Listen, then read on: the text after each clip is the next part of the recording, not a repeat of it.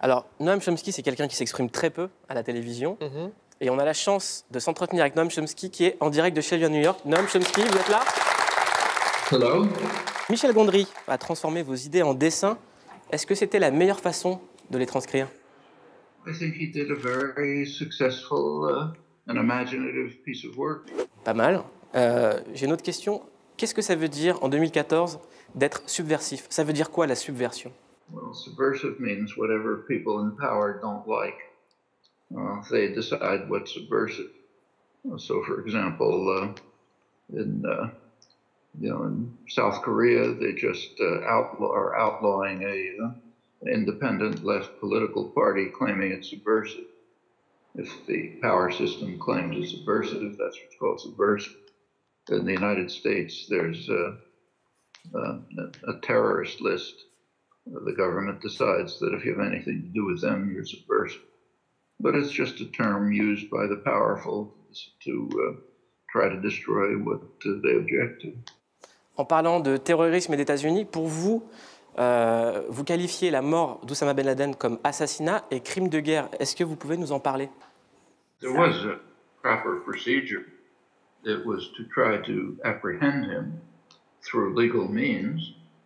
If the United States had identified where he was, as they thought they did, they could have tried to ask Pakistan to apprehend him and extradite him. In fact, they could have done that in Afghanistan in 2001 instead of invading.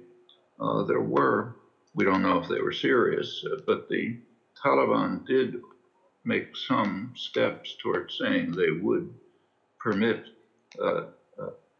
international trial of people the United States suspected of involvement in 9/11. We don't know if they were serious because the U.S. rejected the offer immediately. Said, just turn them over, we don't talk to you. If we want somebody, we don't have to call for extradition. You give them to us or we'll bomb you. And it continues like that.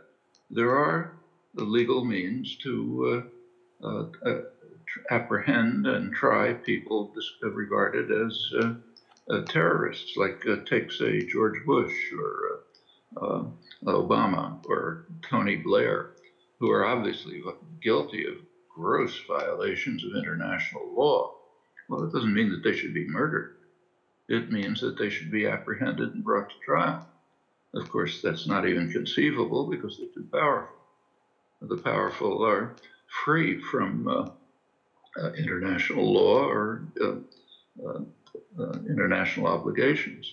It's unfortunately the way the world works. Osama bin Laden was targeted for assassination.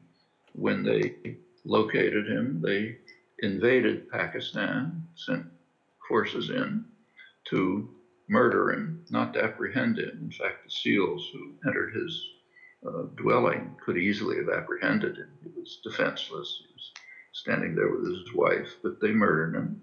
That was the orders. Threw his body into the ocean so there wouldn't be an autopsy. Didn't bring him back. And this was not only was this a violation of international law, or just plain any minimal conditions of justice, murder somebody you don't like, but it was also very dangerous. Last year, May 23rd, Obama made a very important speech on national strategy, widely covered. You could look it up. There's one thing he mentioned. There was one paragraph in the speech which didn't get much attention. He took pride in he didn't call it this, but on the murder of Osama bin Laden, killing of bin Laden, he took pride in it. But he said this cannot be the norm because it was too dangerous.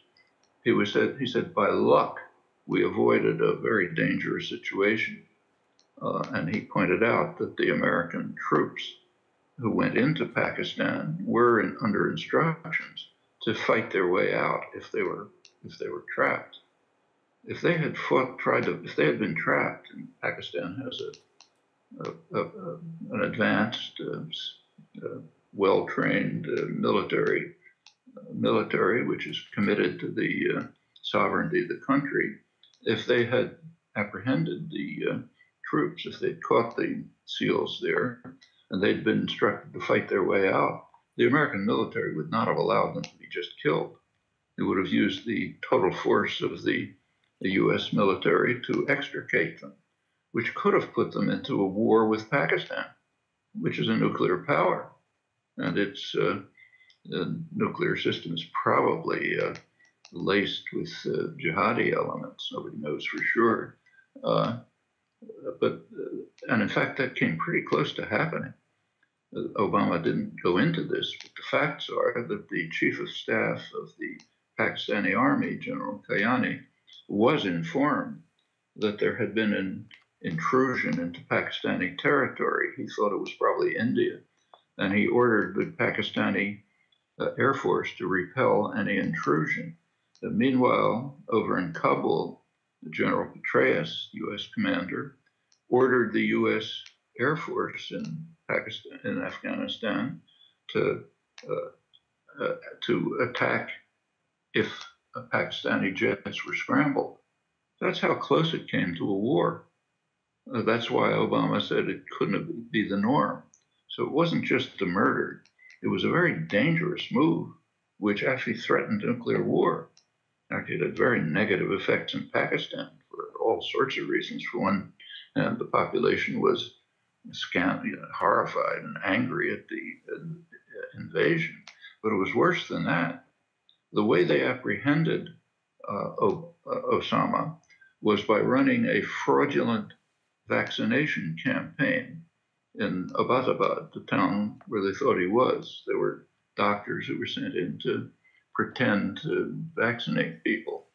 As soon as they found out he was there, they cut off the campaign, which is already criminal. But it's worse than that. Pakistan is one of the last places where there's a lot of polio. It's been mostly eradicated in the world. But there are a couple of places where it remains. One is Pakistan. And there was a UN program of polio vaccination. A lot of the population is very wary of it, especially the tribal people don't like it if some white man comes in and starts poking things in their arm. They don't know what he's up to, and they're skeptical. Well, using a fake vaccination campaign to murder Ben Laden just proved to them that this is something that you got to stop. It's Western violence. And immediately there were attacks on UN polio workers. They had to pull out the polio team. Nobody knows how many Pakistanis will die of polio because of this action. Well, that's what they call collateral damage. It's just Pakistanis. We don't care. That's the murder of Osama bin Laden, bigger story. Beaucoup de gens, de plus en plus de monde se méfient de ce qu'on appelle les mass médias. Et comment est-ce qu'on peut découvrir la vérité sans tomber dans le complot qui envahit Internet? I don't think it's more and more difficult. I think there are illusions about what the mass media used to be. If we eliminate those illusions, I think we have pretty much the same kind of questions arising that always have arisen. There is a concentration of media, which, of course, reduces the range of opinion and reporting. There has been a drift in many places of media to the right. So like Le Monde is nothing like what it was 40 years ago, for example. But overall, I think that the mass media are pretty much what they've been in the past. And the way to, and you can learn a great deal from them. I mean, the first thing I do in the morning every day is read the New York Times. I know there's plenty of deception and distortion and misrepresentation, but there's an awful lot of information. And when there is bias and distortion, you can find ways to compensate for it. That's what you have a brain for. And it's possible to use it to find your way through the kind of veils of propaganda and distortion. So, and by now, in many ways, it's easier than before.